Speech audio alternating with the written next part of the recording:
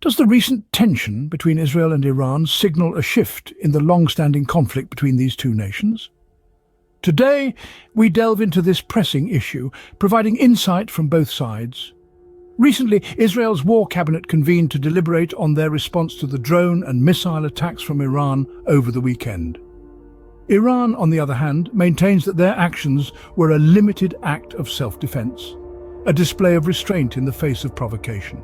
The physical damage from these attacks on Israel was minimal. However, the impact on regional stability is far more severe.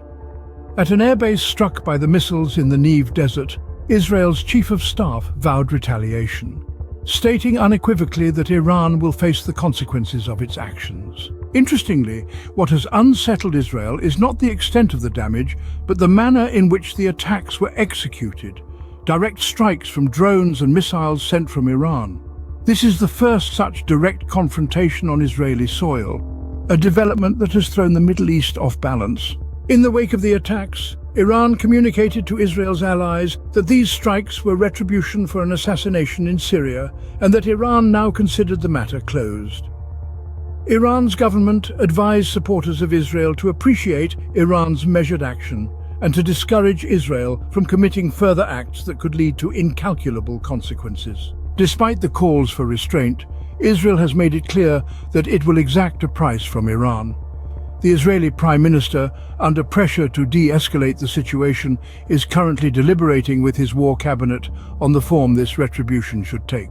Former diplomats with experience in Iran suggest that military action is only one of many options.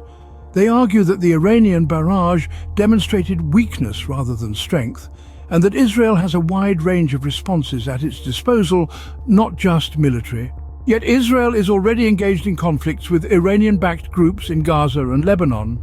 Hence, the challenge for Israel is to restore a fear of conflict in its biggest enemy without triggering a full-scale war. In conclusion, the recent tension between Israel and Iran has introduced a new dynamic in their long-standing conflict.